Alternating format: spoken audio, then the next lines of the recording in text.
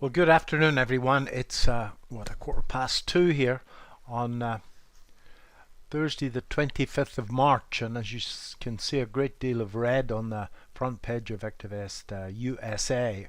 So we've been running now for about 45 minutes. All of the measures of the trend are down, and today we've got a strong 60% down day. So the advice is pretty clear. Let's just look at some trends. So if I pull up the VectorVest market timing chart and look at the composite, and underneath the composite I built in the VectorVest buy-sell ratio, a measure of the breadth of the market. And what's quite damning was this run up and the subsequent divergence on the buy-sell ratio. The price made a new high or a double top, but the buy-sell ratio couldn't follow, and the buy-sell ratio now down at 0.52, saying there's more companies on a sell than on a buy. So very important level, and we have to be very, very careful here. Certainly this trend that we've that's been running for the last year is under pressure at the moment, and there's a great deal of fresh air down below this trend line that I've drawn in. So we need to be very careful indeed with stop losses on both sides of the Atlantic until we can see if the Fed can offer enough rhetoric or enough money to keep this trend running. Okay, so if we have a look now at the S&P 500, where I'm, as you know, probably much more comfortable because I've spent a lifetime trading the darn thing. That's the S&P 500. That's the cash SPX. And as you can see, we're still making rising bottoms here. The 21's above the 55, although I haven't got them on the chart. And if you remember, when we go to the 4-hour chart in a second, there was fairly clear 5 waves up here, and it looks to me as if we're in the throes of a 3 back. So I wouldn't be at all surprised to see this market move down to 38.25.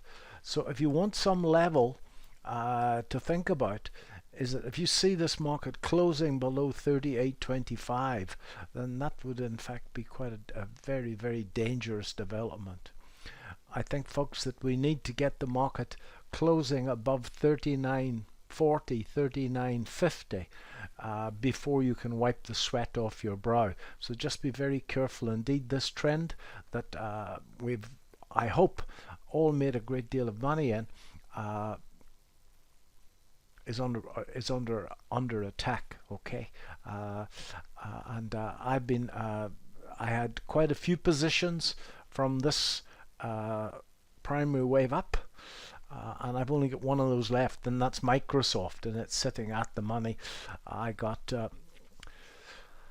stopped out in Futu. That was a loss. I got stopped out on apps, made a little bit of money there. Got stopped out on MKSI, made a little bit of money there. Got stopped out of Yeti at entry, so I managed to scrape out of them without losing too much, and I had that really good win on WSM, which paid for a lot of them. In the UK, well, the UK, we had a windfall profits in one stock. I'll go there in a second, but as you can see, the short-term trend in the UK has turned down. The advice is not to be buying any stocks at this time. The last time I looked, the FTSE was off 70 or 80 points, so that I don't think that's going to change after the close tonight. So now, if this trend is under pressure, and it's been under pressure before and has survived, but we have to be careful. The one that really shot the blocks out yesterday was GameSys, and the wonderful thing about VectorVest UK is that we've got such an experienced bunch at all our meetings, and I was alerted to this by one of our subscribers, so thank you for that. It's got, as you can see, it's got a really good RV. RS is maybe a little on the low side for a conservative soul like me, but I was alerted to it and I took the trade, and I've been speaking about it for the last couple of months on both our VectorVest meetings and on Core Finance. And yesterday it was bought out by, well, a prospective buyout by Bally's, who I know reasonably well because I always stay there on trips to Las Vegas. For a trip to Las Vegas.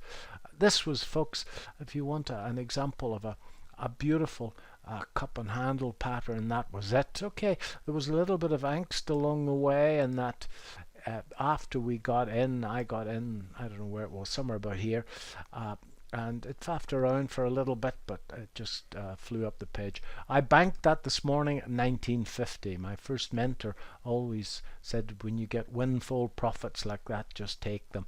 The target from this cup and handle has been exceeded. I've no doubt it'll double from here, but nevertheless, it's a very nice profit of under 14 to 1950 in 6 weeks, 2 months, I can't remember how long it was, but not very long at all. So that's very nice indeed. Similar to what I got on that Sonoma stock a couple of weeks ago in the US. So the rest of them are going reasonably well. I like the look of the GB Group at these levels. I like the look of Games Workshop at these levels. I like the look of Lion Trust Asset Management at these levels in particular.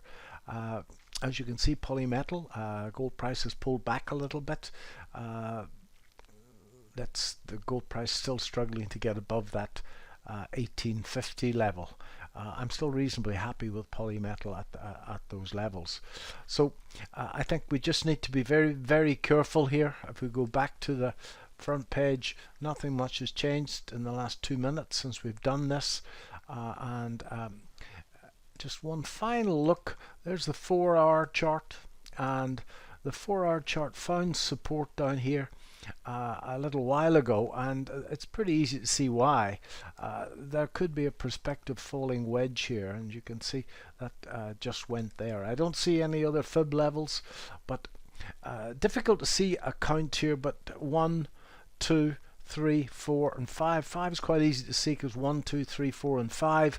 And is this A? Is this B? Is this C? Or is this 1, 2, and we've got a big brute of a 3 in front of us? I don't know. But nevertheless, I think that that fib level that I drew in, 38.25, is really, really important. Certainly, if this level goes, 38.60, 38.70, if that goes, we're heading down to 38.25 very quickly indeed. So let's see what happens, folks. Below 38.25, watch your stop losses like a hawk on open positions on both sides of the Atlantic. Above 38.25 on the downside, 39.40, 39.50 on the upside, then I think that you can wipe the sweat off your brow. So I hope that helps a little bit. Still nothing done on gold apart from that polymetal that I'm sweating in. Let's just leave the gold and see what sort of a weekly close we get tomorrow night in the gold market. Thanks very much indeed. I think the bottom line is that we were spoilt last year, certainly in the American market, where shares would break out and they would just keep on going. That's not normal, folks. Normally they break out, go back 2 or 3 times before they do their best to stop you out before they make a decent move.